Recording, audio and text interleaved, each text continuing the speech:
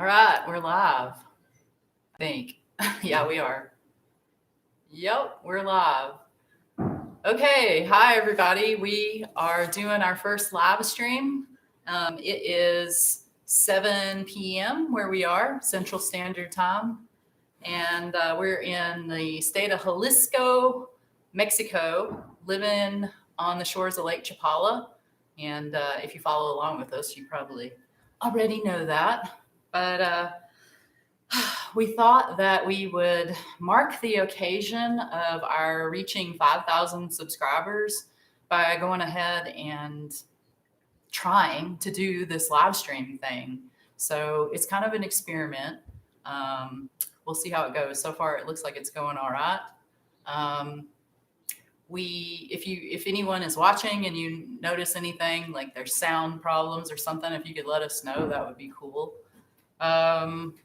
Yeah, 5,000 subscribers. So we started this channel in 2015. And at that time, I was kind of doing it, I don't know, that's when we got the motorhome. And I had been making videos before that, right? We got the video camera. We had been doing a lot of stuff, like we built a straw bale house and we had homesteading stuff going on.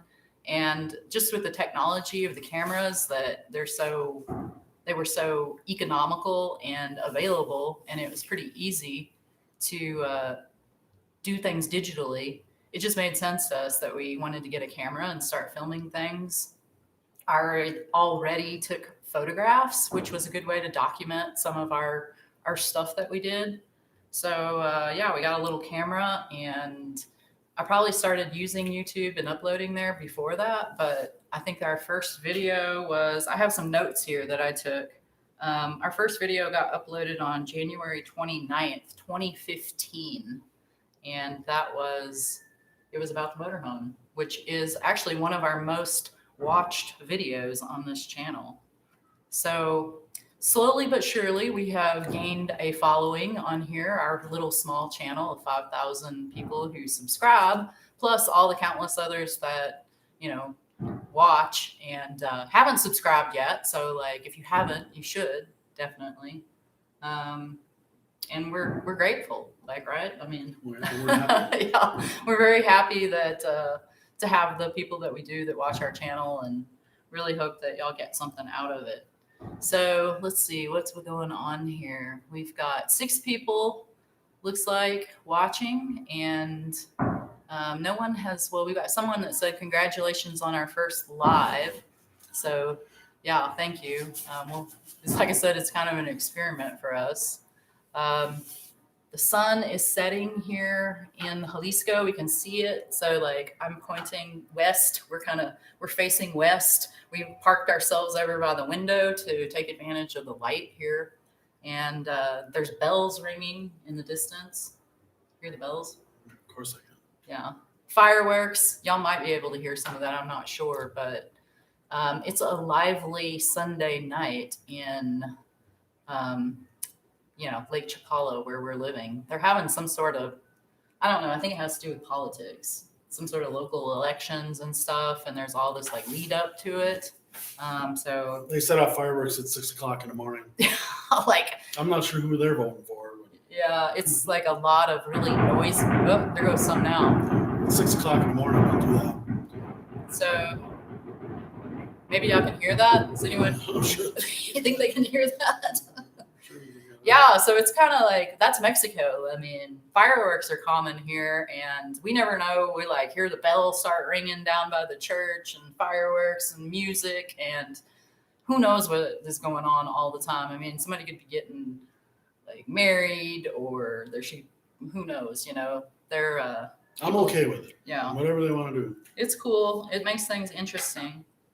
All right, so referring to my little list thing here,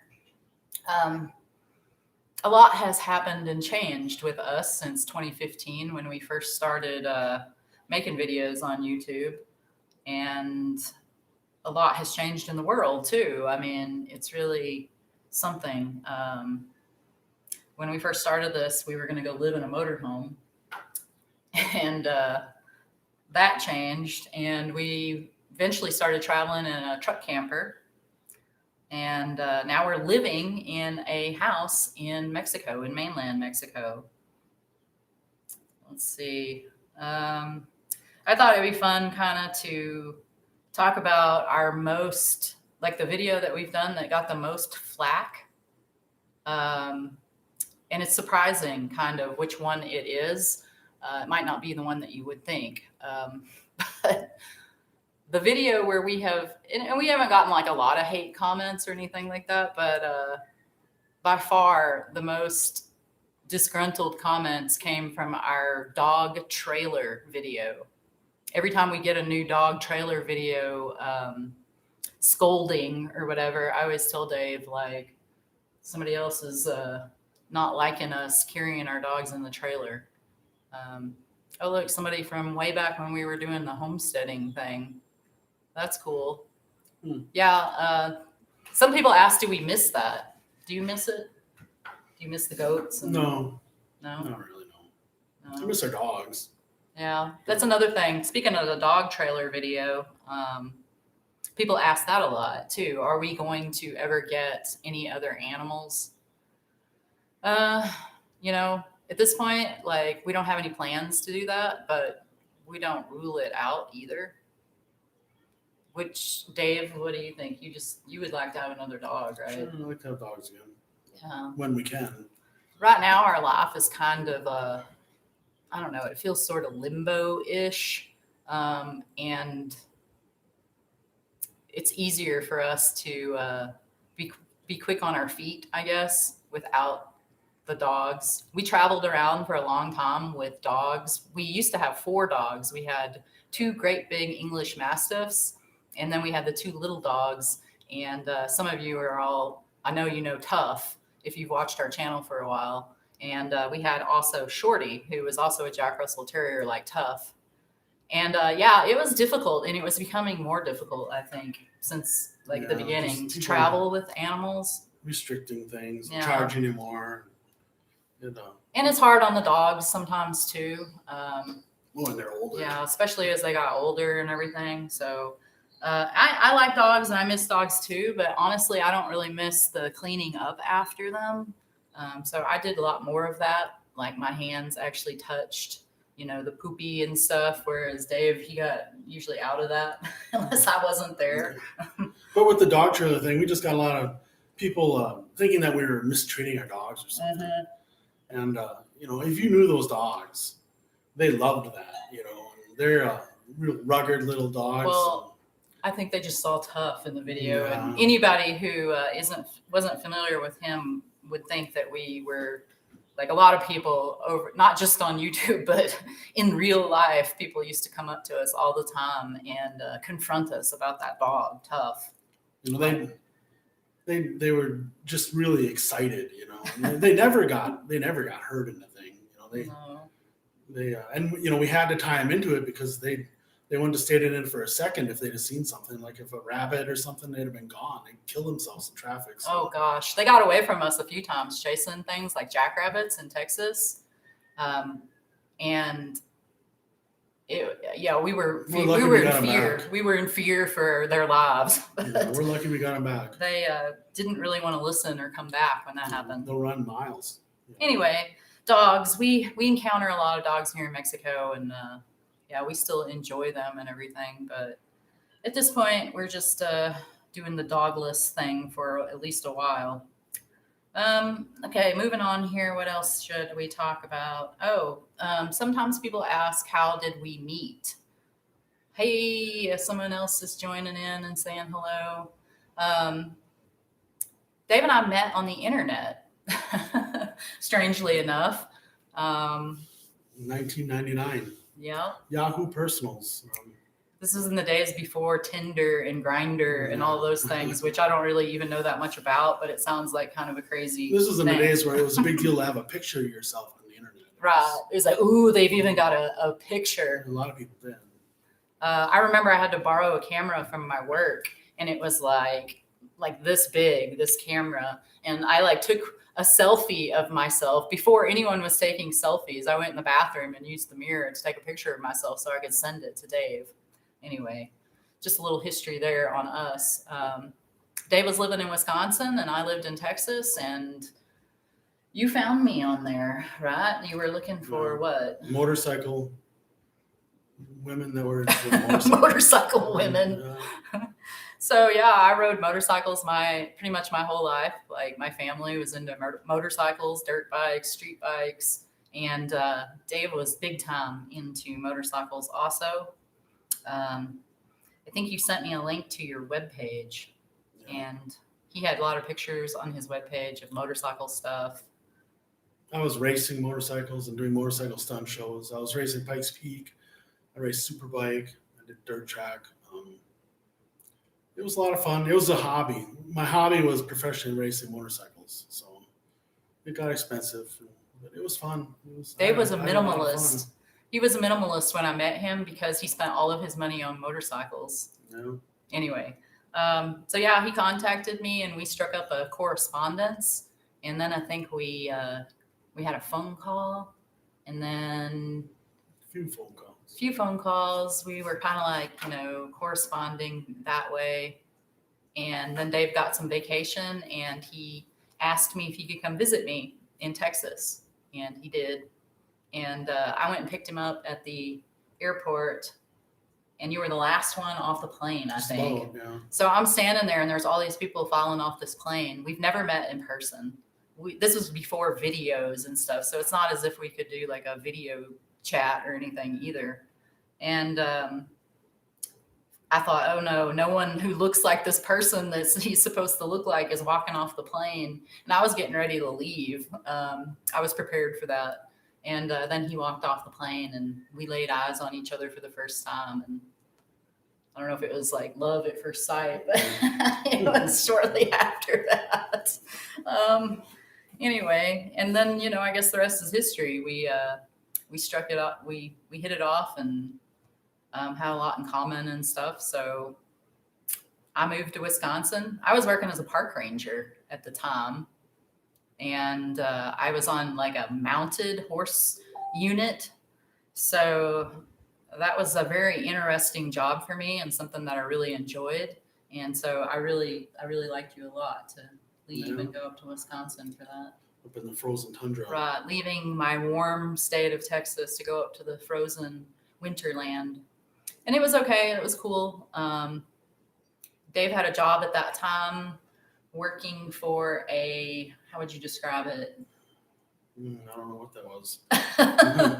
It was an aftermarket automotive accessories business. We built and designed aftermarket suspension systems for pickup trucks and cars. And we built aftermarket car bodies and all sorts of stuff. It was an interesting job. One of the most fun jobs I ever had, that's for sure. Yeah. But he got to travel around a lot and go to things like the SEMA show in Las Vegas, which is like an industry show, right, for car kind of like aftermarket specialty stuff. And you got to do a lot of testing with like Ford Motor Company people and engineers from those places. And did you go to the test track and stuff where all this different cool stuff? Multiple different test tracks. If only we had had a video camera back then. We were doing all sorts of crazy things and hanging out in drag strips and you name it with the car stuff and the whole car world and everything. Let's see. Then we were living in Wisconsin, and you started a business. We're just kind of filling in the blanks here a little bit about us and our background, because there was a lot that obviously came before we started making YouTube videos. That's where you injured your back. Yeah, I broke my back in 1999 also. And while he was working for the car place. And the car job kind of petered out. The owner decided that he wanted to downsize, and he moved me to Florida with the company, and it didn't work out down there.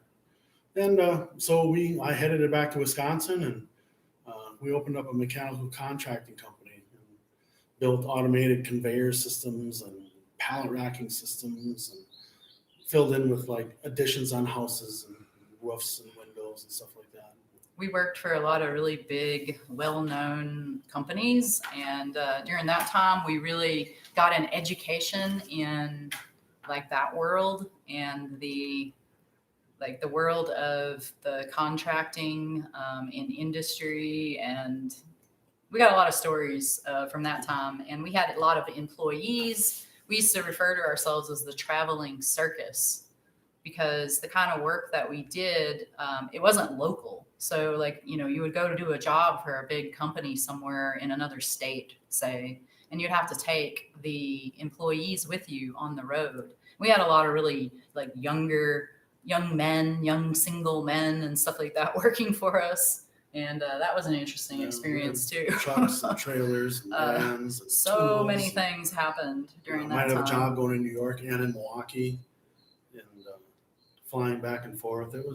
Our lives looked a lot different than they do now. A lot. Time. Busy. We each had cell phones that were attached to our bodies, and we didn't resemble the creatures that we are today in our daily lives. That's for sure.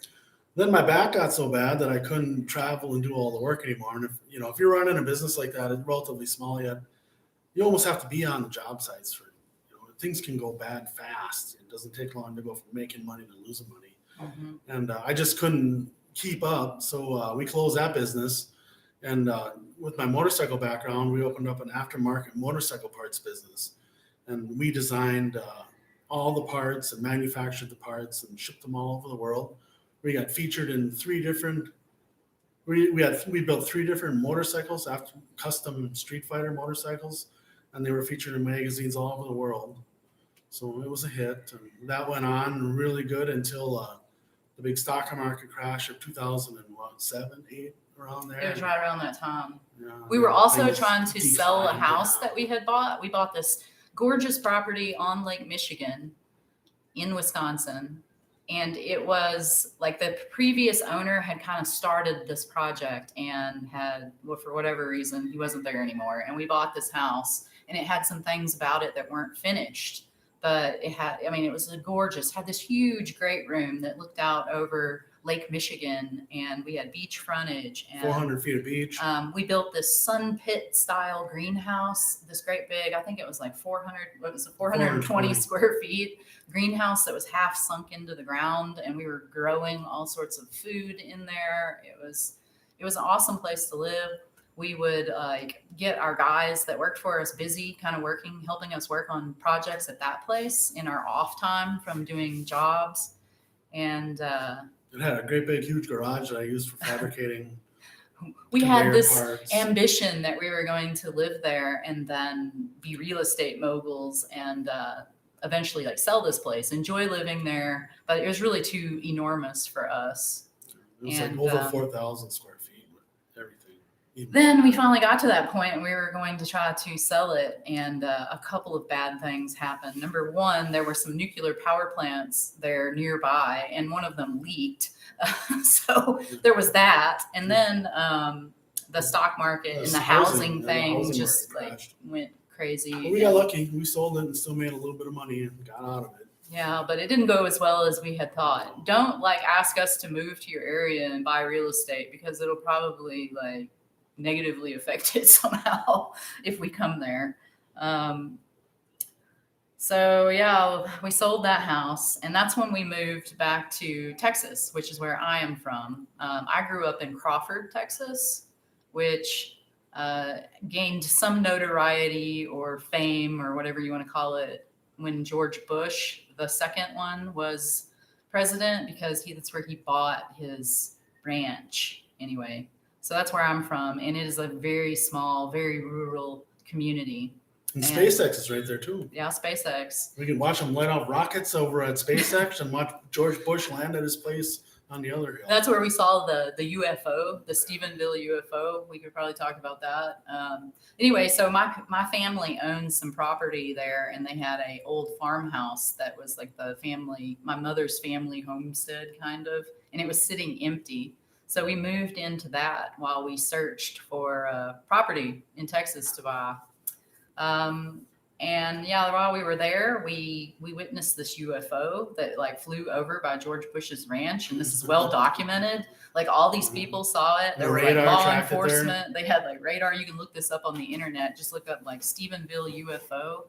I think there's actually been a couple of sightings up there, but ours is the one that this organization called MUFON investigated, and we actually had a representative from MUFON come to our house and interview us and take down our statement about what we saw that night.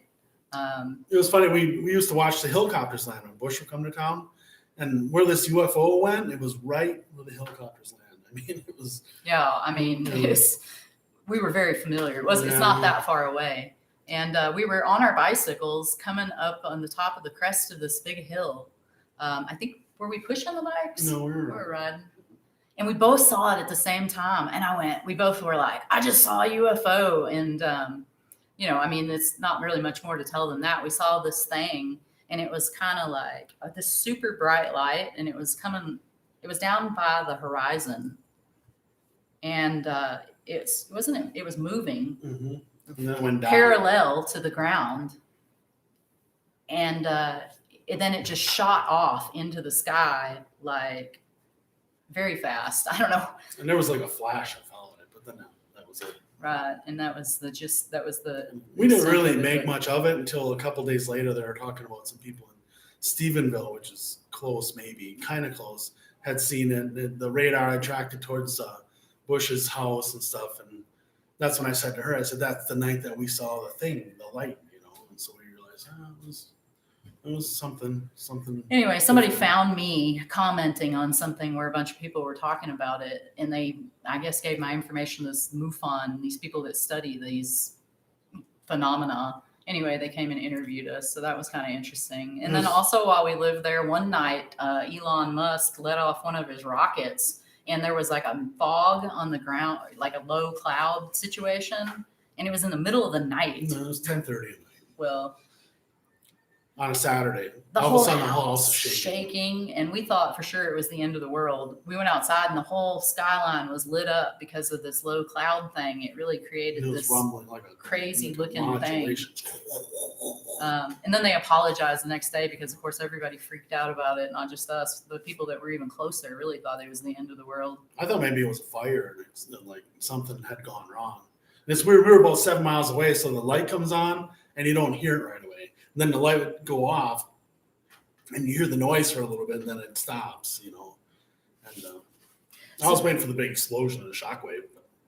So then, after we lived there for a while, we were looking for property, and we found our place that we bought where we built our straw bale house.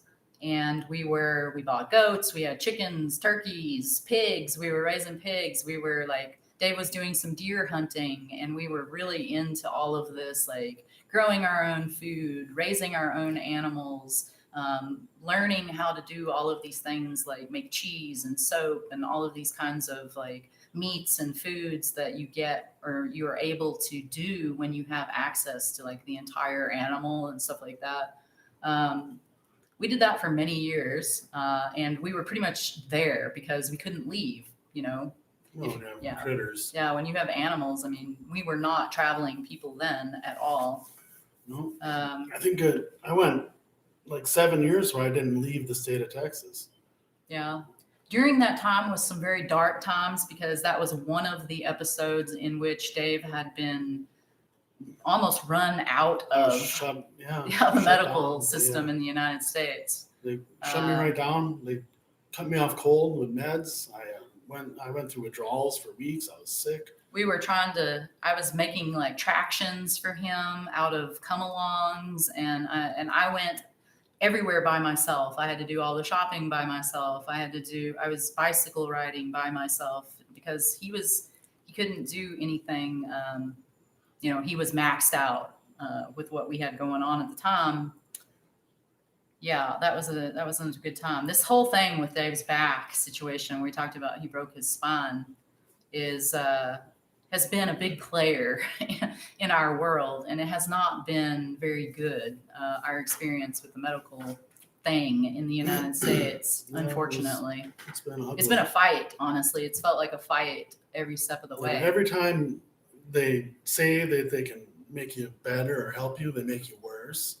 They hurt you, they lie to you, they call you a liar, they accuse you of things that are just impossible.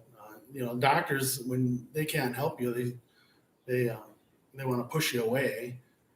Yeah, we had a lot of very striking things happen during our experiences with them that have eventually led us to where we are now, where we're actually living in Mexico primarily for the reason of it's impossible for Dave to live a better quality of life in the United States with the current way that the medical system is treating people with chronic pain. It would be, if we lived in the U.S., we would be broke because they want all this money. They want to just keep pulling you in and doing all this stuff, and they wouldn't give me the medication that I need.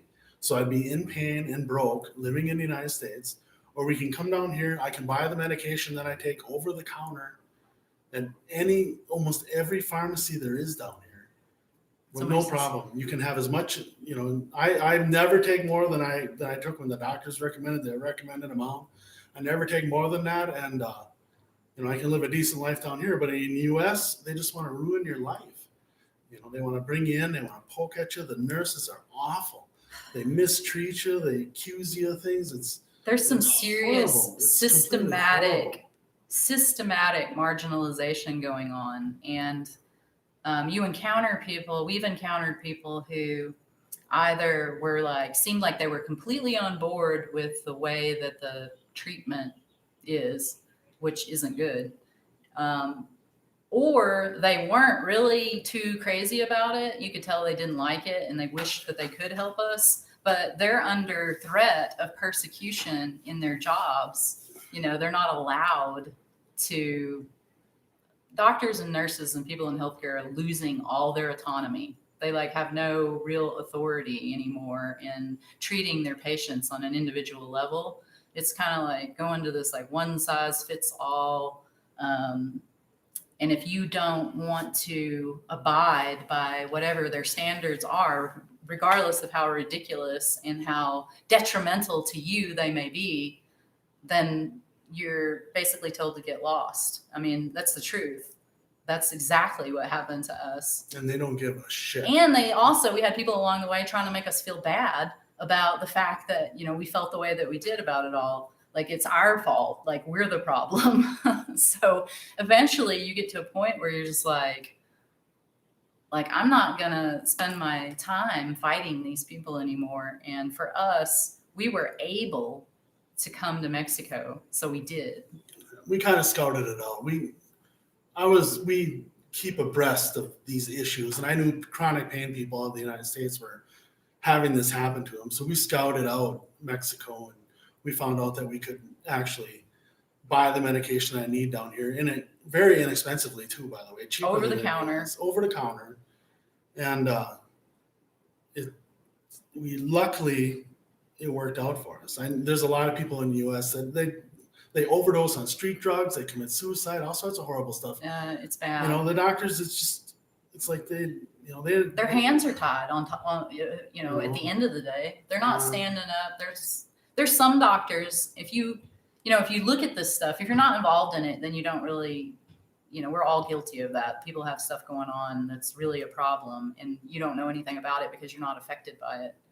But this healthcare thing, what we see going on now with this new thing, the C word that's going on, and also all of these pushing on, they want more ways, it seems like, to sort of know more about you and get into your information. And they're using things like the medical system as a policing agent, of people. It's, for us, it's creating a situation of that it's not you don't feel a lot of trust towards the healthcare professionals, especially when you've had some of the just crazy, I wouldn't even believe it if it hadn't happened to me. They tell you with these medications that you have to taper off of them. You need a doctor's help. If you're going to, if you have to stop taking this medication, all these different things, but they never let you do that. Every time, at least 3 times now in the last 22 years since I broke my back, they just shut you right off on this medication, and they don't give a shit. They tell you, well, go to rehab or die. You know what I mean? It's awful. The nurses are awful. So yeah, like when you go to your doctor now and you tell them things about, like, for instance, now this thing with mental health, you ever notice, I don't know, maybe other people aren't getting this, but every time we go to a new doctor, which we have had to do a lot, not because of any reason other than we would actually have hospitals and clinics tell us to never come back after they only seen us one time because they just don't want to be involved because it's such a mess. And we were involved in like the legal system regarding all of this too, because his injury initially happened under workman's compensation laws and stuff. Anyway, that was a mess too. That's a whole nother nightmare. But we had them tell us that we had to leave and don't come back. They just will not. They refuse to see us. So, and we had our own private health insurance and, you know, some money. Sometimes we had to pay people up front cash in order for them to let us even see a doctor once for Dave. And every time we go to a new doctor, they would just be hammering us or hammering him for like, how is your mental health? How is your mental health? Are you depressed? How's your depression? You know, I never said a word about being depressed. And right away, how's your depression? Why? Why this push? I think a lot of it is just the training that these people, that's what the culture is turning into. And you can, you tell them, well, yeah, once in a while, I might get double vision or I get blurred vision once in a while when the pain is bad.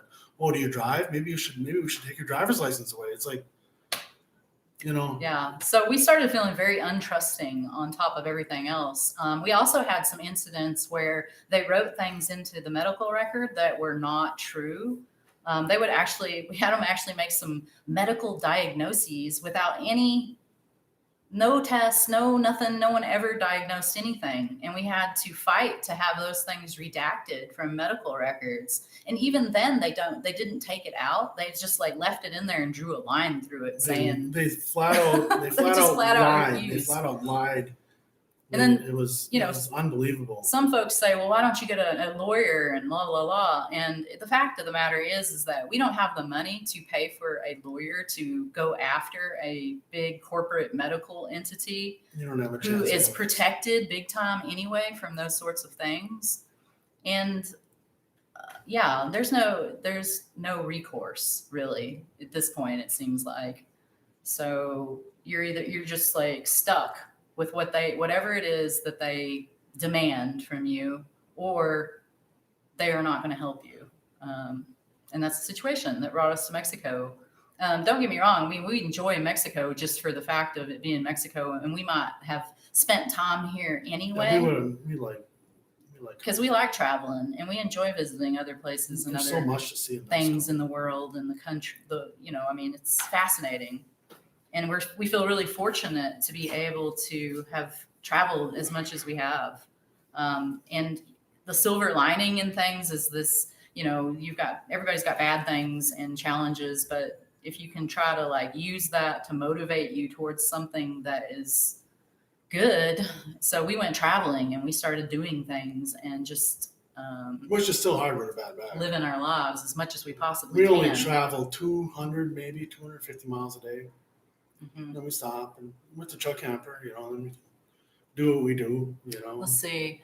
We've got some people here and we got someone from Colorado. They said that they're agreeing with us about the policing and they're going to move here. We got a lot of people that are talking about moving here and stuff. So yeah. It's more free down here, in many more ways than you think. In a lot of ways. They treat you they let you be an adult. They treat you like an adult.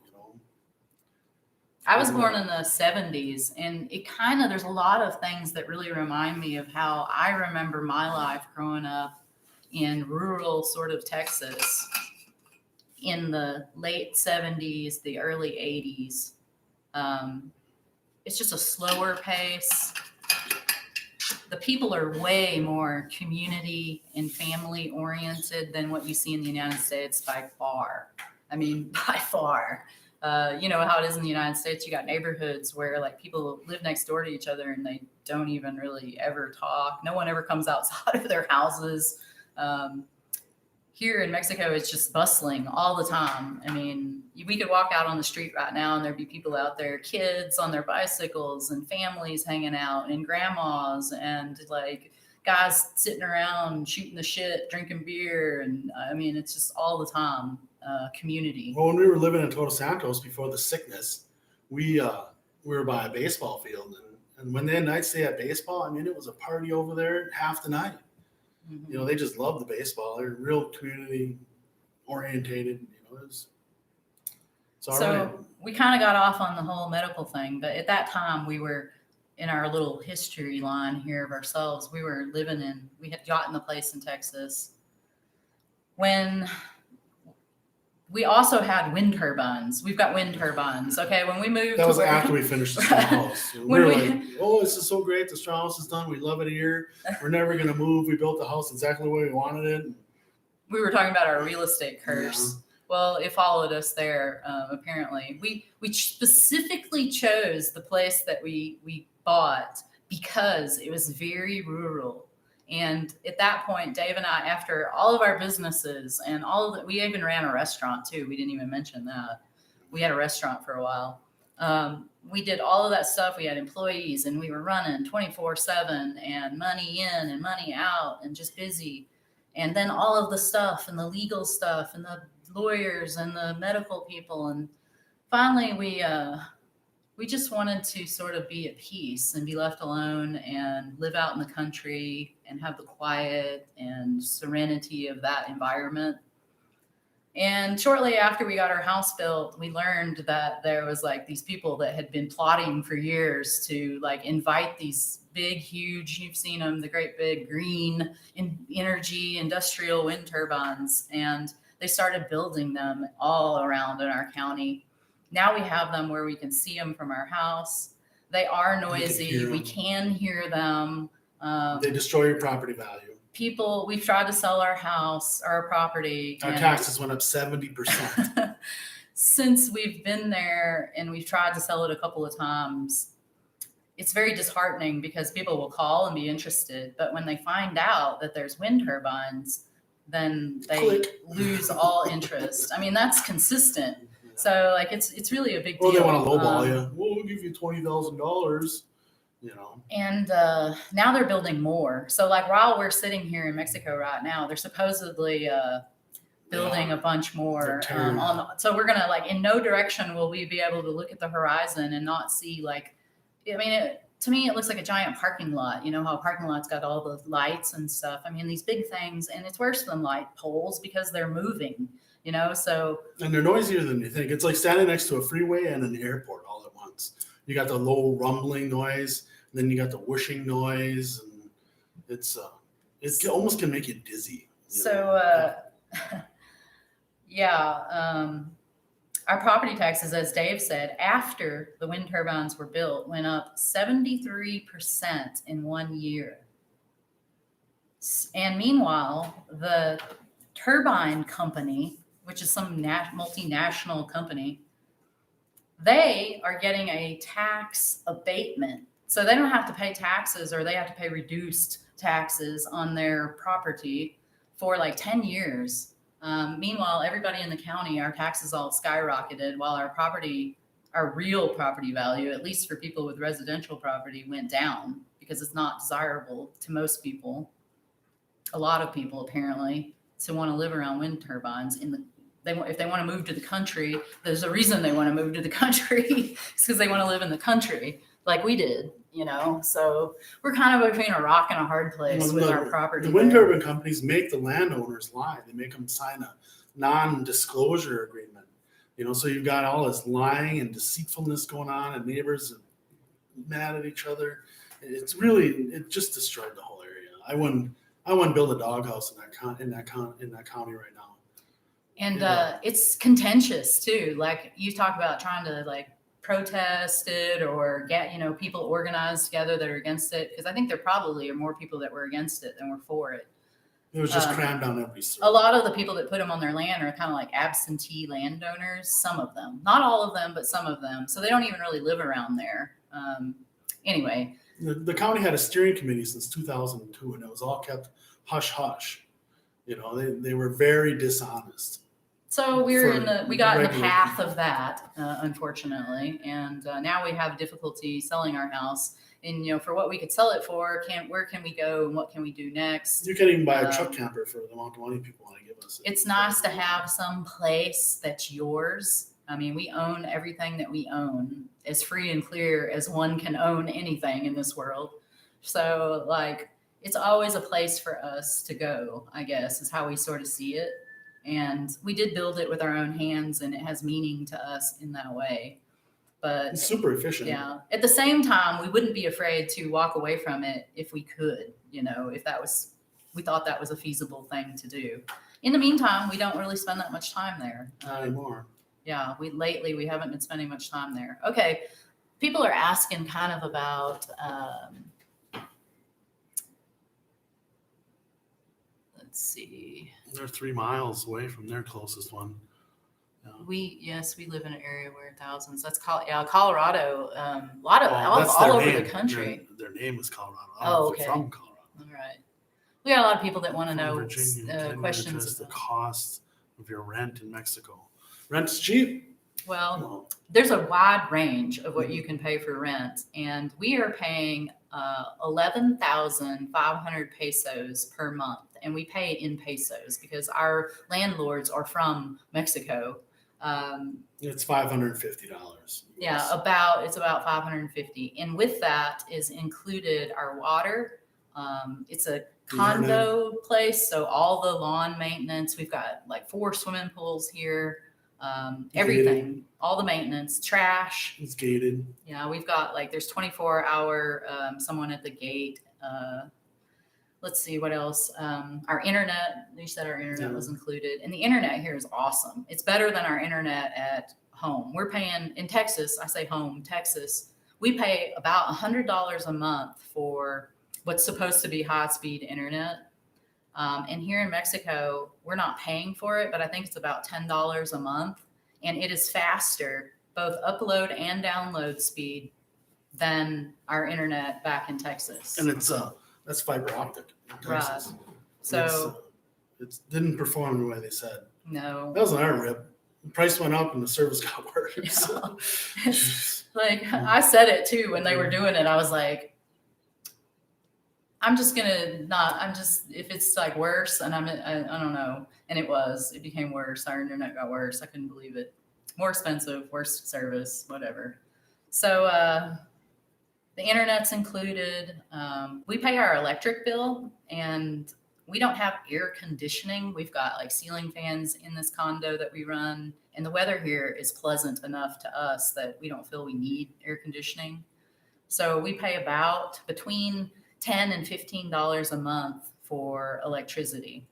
The most expensive portion of our lodging type expenses is the propane.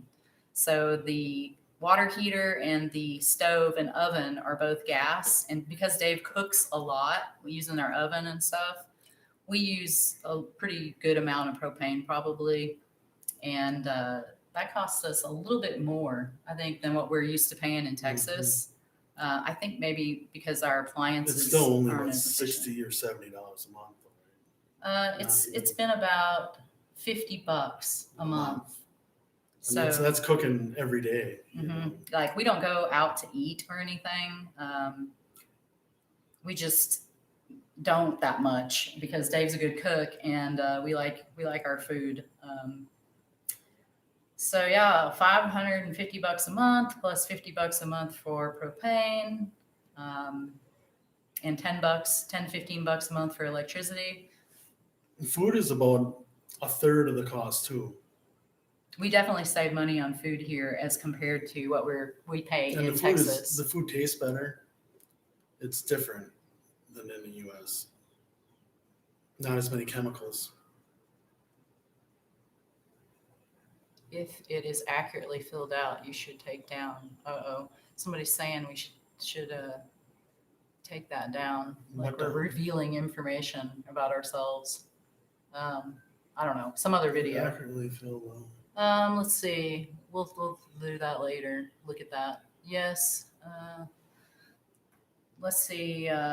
What does somebody else have a question here? Oh, about a bank, getting a bank. We don't have a bank here.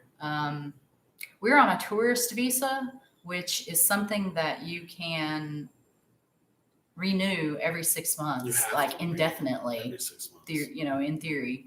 So a lot of people who live in Mexico are on that because there are requirements, like financial requirements and logistics that you have to be able to fulfill in order to move beyond that status. So we just have not done that. And it's working out okay for us just to do the 6-month thing.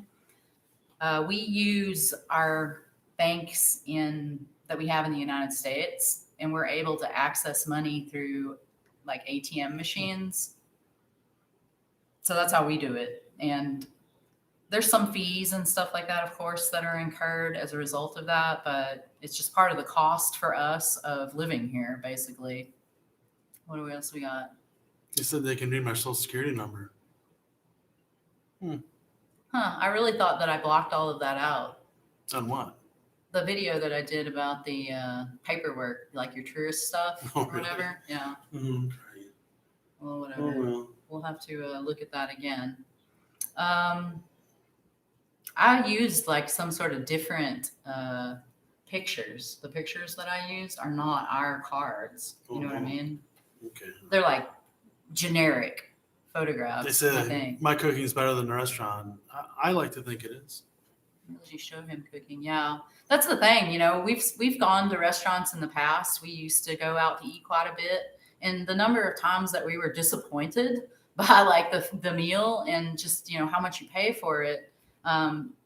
If you have a place that and are super familiar with, it's not as big of a gamble. But we just, like I said, we'd rather conserve our. It's easier for me with my resources back. And whatever. Going out to eat and sitting in some wood chair and it's hard for me to do it. It's when I'm at home, I can take breaks and go lay down. Would you say that you're getting worse? Yeah. As time goes by. Yeah, I would confirm that. Like I'm with you all the time. I know you've gotten worse. I spend 20 hours a day in the bed. The prognosis for someone in Dave's situation is just like, it's going to decline. And there's really nothing that medical science can do to really fix it.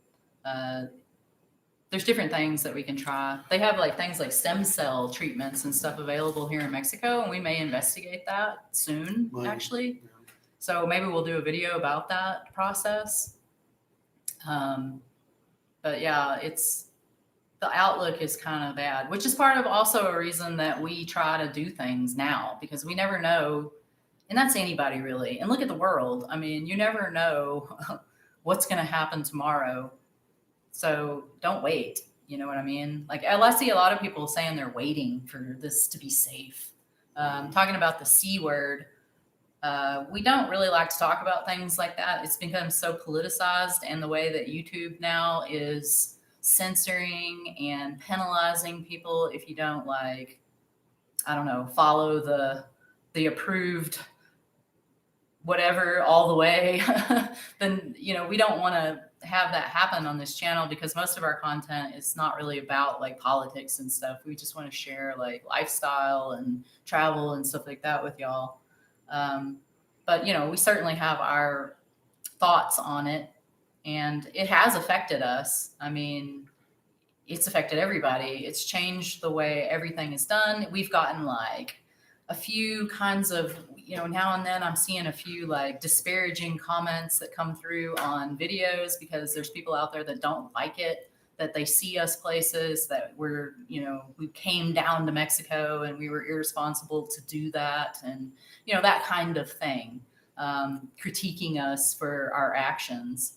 And I see a lot of people saying things like when it gets safe again, they're going to go and do this, or when it's safe, they're going to travel. And, and we were in Baja when it started, and then we went back in June, and I was so miserable. I couldn't take it. I mean, there was nothing I could do. I couldn't sleep. It was horrible, Right. So we packed up fast in June. Yeah. I mean, lit out and went back to Mexico. We kind of made our decision like in a day, really, that we were going to move down here. We were hoping to stay, and I was hoping maybe I could tough it out without medication. And I was trying to use kratom, which is something that's legal in Texas, and it wasn't working. And we had almost no choice, so we came back down here. We stay here a lot. We try and quarantine as much as we can. Well, we're introverted. We're very when masks are needed, but I don't think we overdo it.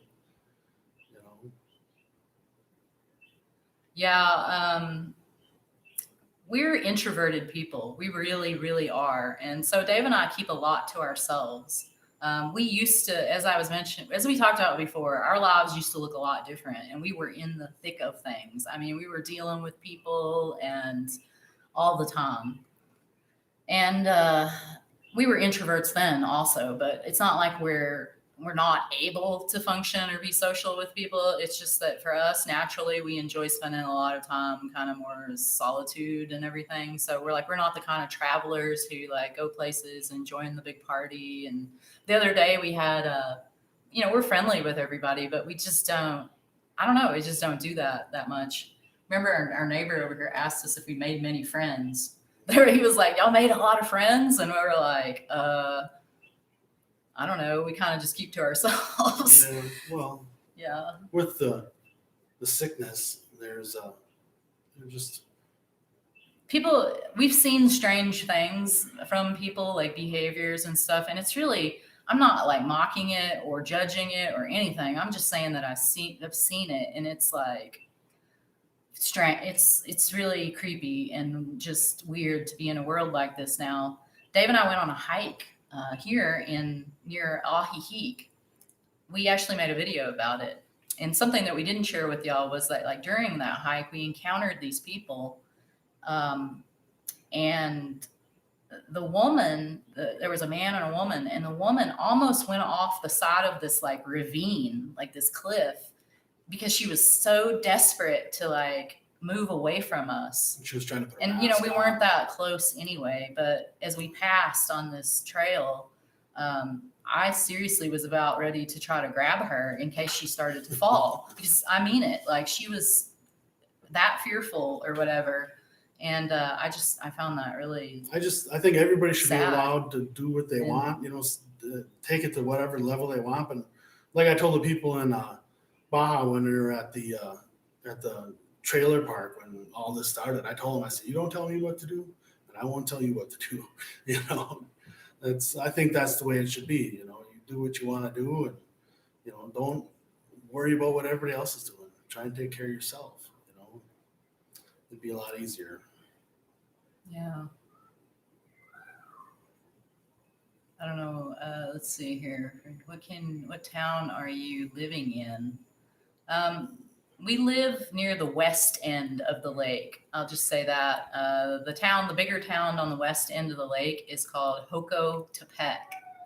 That's spelled JOCO, Hoko, TEPEC, BEGOTKA. Yeah. And we like BEGOTKA. It's actually, we've been to most of the little towns and spent time in them that are on the north side of the lake, which is like kind of where seems to be the more popular side for like a lot of the people who come here and retire here, and what you're hearing about in YouTube videos and stuff. Most of the action and the spotlight seems to be on Ahihique. And when we go down there, it's definitely a lot more people who are from the United States and Canada living there.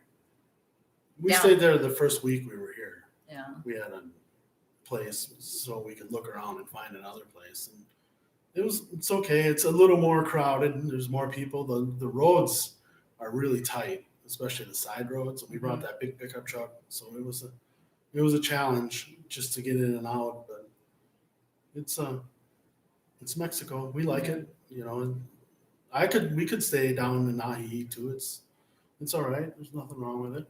No, I never said there was anything wrong with it. I just said that I kind of like BEGOTKA the best, actually, out of all the towns. Yeah. It's got everything that we need. And it's got a little Malecon that's nice. It's a really nice Malecon, which is like the park that's next to the lake. It's not the one that we usually show in our videos. There's every single little town has like a park next to the lake, and they call it a Malecon, and that's like Spanish for boardwalk or place park next to the water. Let's see, what else can we say? Yeah, I know. That's one of the things about like having reservations about doing YouTube videos. The thought has crossed our minds as being kind of a socially introverted people, and also people who value our, it's weird. It's kind of ironic I say it. We value our privacy, but yet here we are on YouTube. That definitely crosses our mind that, this is sort of, when you put yourself out there, and then we all know that the internet is this crazy land where people say anything, and you hear about these people who have like these crazy people who attack them and basically cyber stalk them and stuff. Like I made the mistake of talking about that once with that Nomadic Fanatic. Some of y'all may be familiar with him. He's got a bigger YouTube channel, and he's got a cat, and he's been doing this for years, and he's got quite a big following.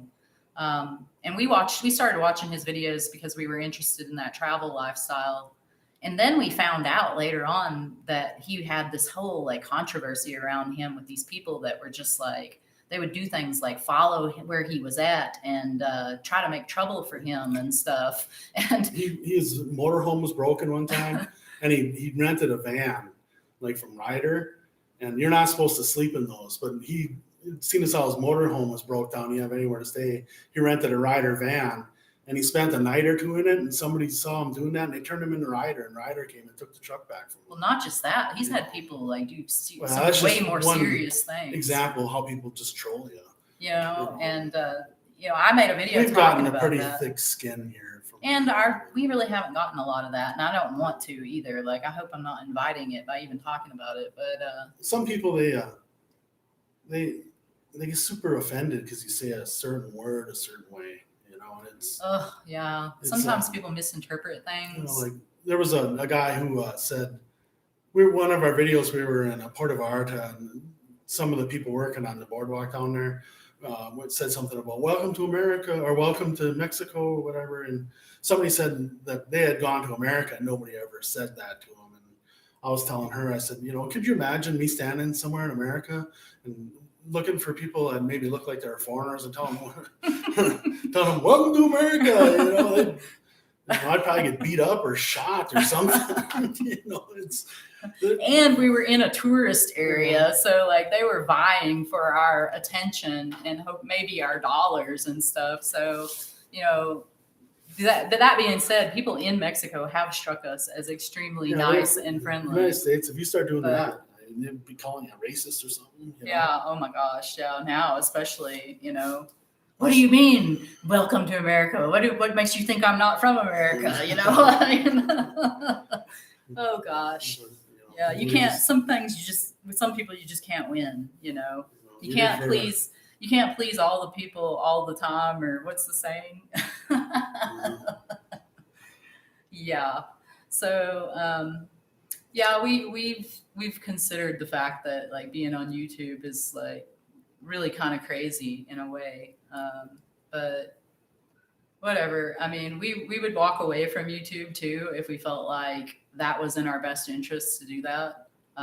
Dave and I, we don't have like a traditional life. Like we don't have kids that we have to worry about. Oh my God, your parents said this or whatever. We got the school calling us up.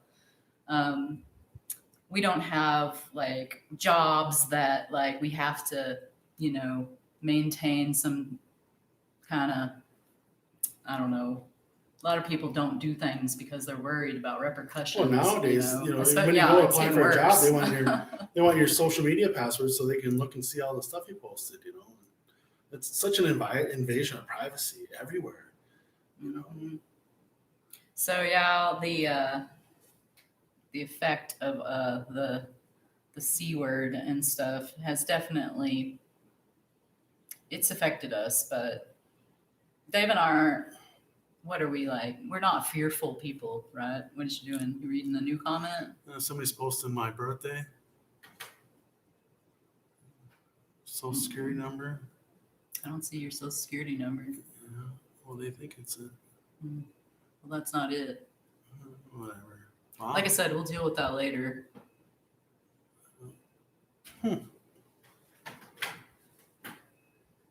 Well, anyway, I don't know. Do you think What else we've is had on the about? list? Oh, We've been on an hour gosh. already. Yeah, we've been on here for an hour. We got 17 people watching now, so that's cool. Y'all got any kind of questions? Let's see. Some of the things that I've been asked about Mexico, as far as the bank thing, getting back to that, because I know I didn't fully address that question. There are people down here I know who have gotten bank accounts with Mexican banks. And if you go look up information about that on the internet, there's people who discuss like all the steps that you have to take, and it's not undoable. You know what I mean? It's just Getting like, money is expensive for us though. yeah. You know, we have American credit cards or debt cards, and what do they charge us each time? Like, it varies depending on the machine, but it could be as much as $10 just to get. But we get as much as we can out at any given time to facilitate not doing it very often. I don't know if it'd be better to put your money in a bank down here or what. We've really explored that. I will say this though, and I just the other day, I was at the bank and a woman lost her card in one of the machines, and she was upset about it, and she was from the United States. And she didn't really speak that much Spanish, and she was trying to talk to the people at the bank. And of course, she wanted them to like open the machine and get her card back, but they couldn't do that. That was her only way to get money. And she said to me, she heard me speaking a little bit of Spanish to some people, asking what was going on with the ATM machine. And I said, I don't speak enough to like help you out with that probably. And she said, that's my only way to get money. Don't come here with like a one way to get money. You should have a backup. You should always have a backup. Let's see. Somebody's got a question me. Have you found that you need something in Mexico that you can't find or wish you had brought with you?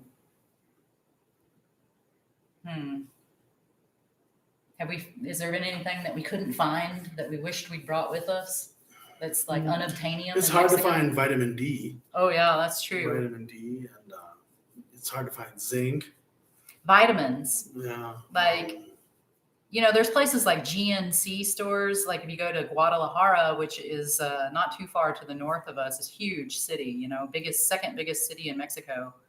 They've got like consumer land up there, more on par with like what we're accustomed to in the United States. I will say, though, that it is not the same kind of environment for shopping down here. We're not big shoppers. We mostly just buy things that we really, really need, like food and necessities.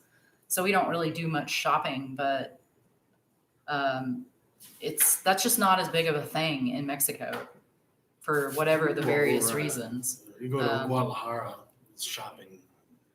But is there, besides vitamins, I can't really think of anything that in particular that we necessarily lack for, but Dave and I don't really, I don't know, we're weirdos. Like we don't have like the sorts of same kinds of things. There's a Costco in Guadalajara, for instance, and it is super popular with people who are retired down here and stuff. And everybody is always like, oh, have you been to Costco? You should get a Costco membership.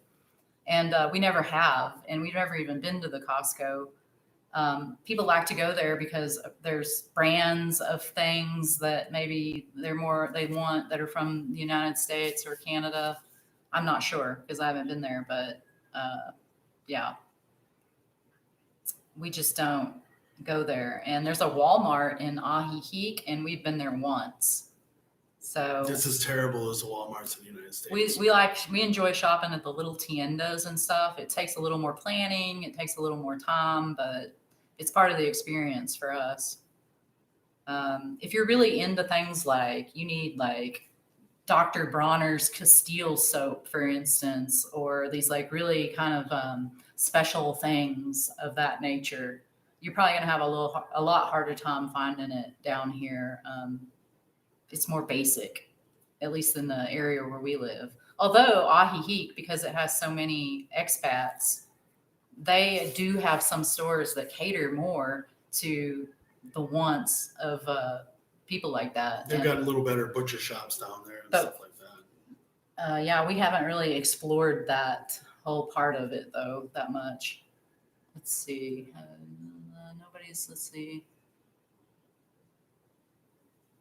Yeah. I don't know. Is there anything else there on this list that we ought to talk about that I had on here? People talked about the bike path. Some people, I guess, are familiar with the area and they're realizing that this new bike path and stuff is getting put in. And we're watching that be constructed. As a matter of fact, I filmed a little bit of that the other day, which may make it into a future video. And the bike path is kind of like, it's more developed down towards like Chapala and Ahihique, which are more on the east end of the lake. And up on the end where we're at, the west end, there's some bike paths, but they're not quite as intermittent, manicured or whatever. Sometimes there isn't one. The good bike path is up to the restaurant district, if you know where that is. Yeah, and we ride our bicycles mostly down to BEGOTKA, and we found that we prefer to ride on the side of the road because the bike path, at least in the part where we are, there's a lot of these trees that overhang it. And I think there's a lot more debris on the path. And what we found is we were getting flat tires a lot. So we started riding on the road and that ended. Like we haven't had a problem with it. Down by Ahihique and stuff where the bike path is more frequently used, it seems like people are sweeping it off and it's better maintained, I would say. Anyway. There are a lot of bicycle people that come through here. This area is very popular as like a weekend retreat place for people who live in Guadalajara. And on the weekends, there's definitely an influx of people coming here for that purpose. And, you know, it's just like any place. There's people riding their bicycles, these touring, you know, they're long distance bike riders. There's people on motorcycles, all sorts of really expensive touring bikes and stuff. Sometimes we go stand out by the road and just watch all the different kinds of vehicles that go by. There's all kinds of fancy cars, Teslas and Lamborghinis and I mean, it's quite the show.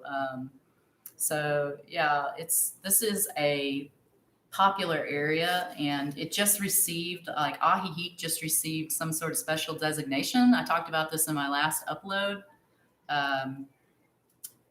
It's Pueblo Magico, so they're like making it into even more of a trying to attract people to the area and stuff. Somebody remembers Tough. He was a good dog. Miss Tough. Oh yeah, we miss Tough too. He left a void in our life, that was for sure. I mean, there's a lot about him that I don't necessarily miss also, but you know, you get accustomed to having someone, whether it be a dog or a person or anything in your life, and it becomes such a part of your world, and that when it's gone, you know, of course that leaves a hole. So yeah, we miss Tough too. And we know he had a lot of fans with his weird ways. Oh, someone asked recently if foreigners could own property down here. And yes, they can. And, you know, I'm not a legal expert or anything. And Mexico definitely has different ways of doing things, even as far as like different kinds of lawyers and stuff.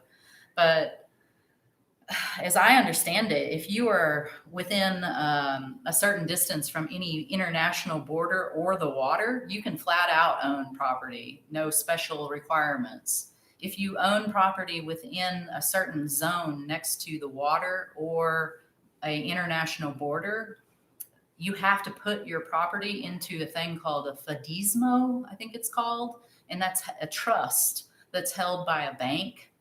And you have to pay a fee to the bank to maintain it, but you hold all the like legal ownership rights to the property. You know, you can make improvements, you can change things, you can sell it, you can transfer the rights to someone else.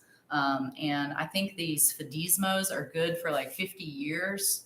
You got to go look this stuff up for yourself. I'm just from memory here trying to think. And after which time you can renew it. The So it's kind of like an extra tax. The prices seem reasonable.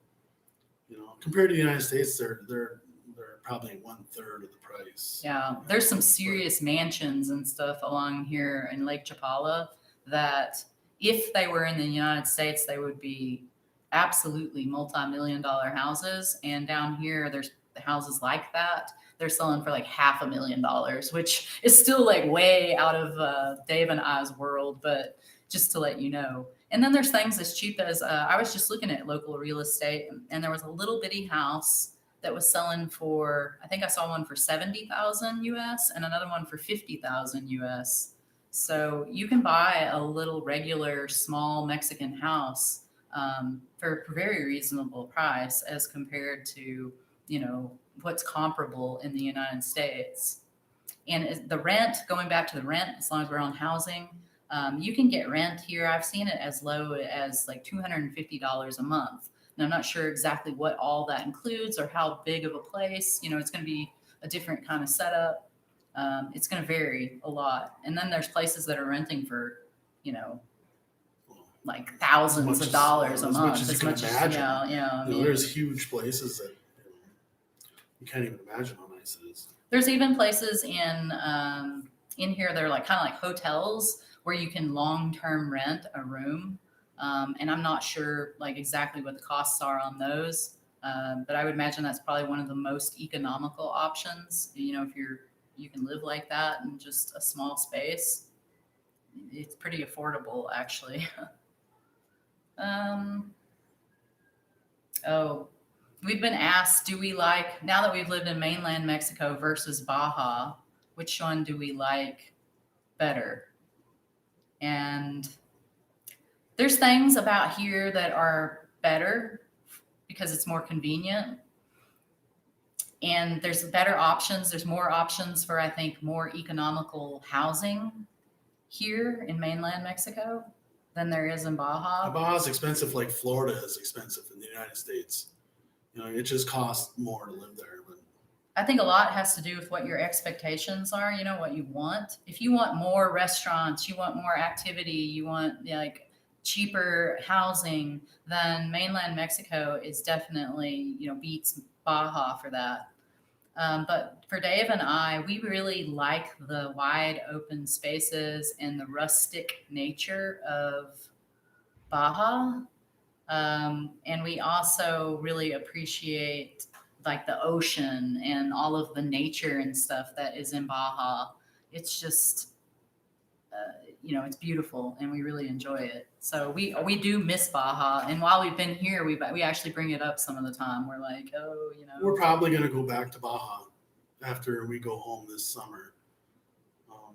Are we going to go back to the United States? Yes, of course, because we have to. That's our home. Every 6 months. That really is our home. That's where we were born. And it's not as if Dave and I don't want to live in the United States or that we've got some sort of major disgust or whatever with the United States, although we definitely see a lot of problems. And we don't think that it's good. And we think that these are very serious times for our country. But the fact of the matter is that we can't like really reasonably stay there. It's a very unfortunate situation that causes us a lot of stress, to be frank. But in a kind of almost a really real way, the healthcare industry is trying to turn me into a criminal. It really bothers me the way that they marginalized me. Yeah, and also just kind of the impression too, like you said, that we're somehow like deviant people or whatever, because they wanted me to sign away my HIPAA rights. They wanted me to sign away my Fourth Amendment rights, the right to privacy. They wanted my doctor to almost be like a probation officer. I'm 55 years old, grown man. I've never been in trouble with the police. I'm never been in trouble for. We've worked. We've been ambitious, and they have no right to try and take my rights away because other people can't handle taking this medication. we've been responsible people, Yeah. you know, our whole lives. And just to be treated that way does not sit well with us, you know.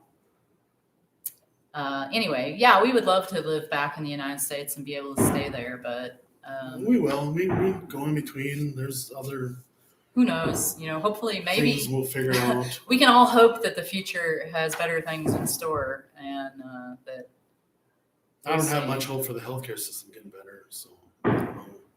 We do the best that we can with what we have, and yeah, we're adaptable and flexible, and that's one of our strengths. You know, we've got things that are impediments to us as well, but I think that we whatever happens, we may not like it, but we just like say, okay, can we change it? If we can't change it, is there something else that we can do? How do we make this okay for ourselves? Anyway, that's what we do. All right, this has been like an hour and 15 minutes. I think that's plenty long enough. I'm We've really been surprised. babbling Yeah, who knows? I'm not watching this later. I don't want to see.